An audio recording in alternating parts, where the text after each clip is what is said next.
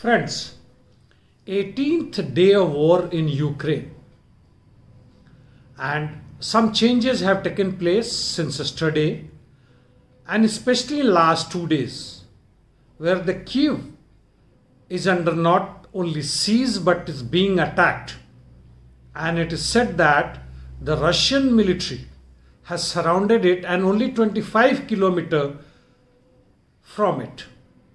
That means the Kiev's fall is imminent unless something drastically happens. And in the meantime, the attack is intensifying by the Russians in central as well as adjacent western Ukraine. And the fight for Mariupol is continuing. The resistance is still there. Though the report says, the video says, that the Russian tanks have entered inside the Mariupol. Well, few other points that I will like to bring out and tell you. The propaganda from both sides, threat and counter threat, continues. Like Russian officials have said that any ship carrying weapons to Ukraine will be considered military targets, naturally. And Putin has again asked Ukrainian military to lay down their arms and said that they will be treated well. They will be spared. Zelensky on his part has said that he is ready to negotiate with the Russians, but he wants the mediator to be Israeli Prime Minister. And despite French, German and others requesting Russia to stop the war, but Russians are in no mood to continue that. The maintenance of aim, what they had the selection initially for this special military ops, is continuing. Few bits and pieces that Kramatorsk, that is in Odisha, Yavorovsky training center in Lviv, where it is said that the NATO instructors were there training Ukrainian soldiers, have been bombarded badly few hours before by the Russian aerospace forces. Well, in the meantime,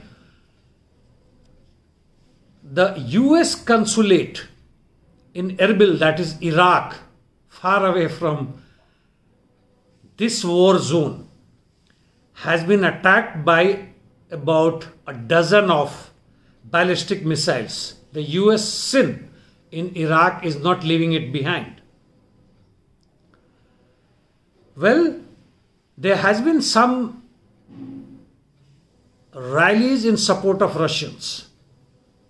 By and large, they are anti-Russian, but few are there.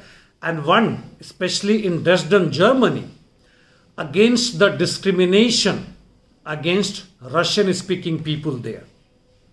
In North Macedonia, where the slogans were "Death to the fascism, freedom to the people," as well as in Bosnia and Herzegovina. Well, as far as Russia is concerned, it claims that it has destroyed by now 4,000 Ukrainian military installations, and it is continuing. And war, as I said, I have already given that it is continuing. Now, economic sanction, I mean, there's nothing more to left. But then US President Biden says that he will take away the most favorite nation facilities given to Russia. What is left over to do that? And NATO chief on his own part says that Russia may use chemical weapon. These are all bogus talks, meaningless. By the way, for those viewers who are in southern globe, close to equatorial line, like in India. The temperature in Ukraine, especially these war zones, Mariupol, Kharkiv, Lviv, are close to -1 degree centigrade. In daytime it goes to 1 or 2 degrees centigrade. Early morning -2 to 3 degrees centigrade. It's very cold, and at present time there would be about 3 hours behind us. That means 7:30 to 8 a.m. It's a devastating, friends. It's really devastating. One of the social media survey I was scanning through, I saw which devastation you think was worse. Iraq versus Ukraine. Ukraine continuing, Iraq is over. We just talked about Iraq. Almost 60% say Iraq, but 40%, yeah, the participants are many. 40% feel that Ukraine devastation is much more than Iraq. Death-wise, hardly any, but if you actually see the people running away, Ukraine claims that 500,000 people have been moved away from the war zones, while the refugees have crossed more than 2.5 million. It's a massive. And US, UK, European Union, NATO, the arms and ammunition they are pouring is phenomenal.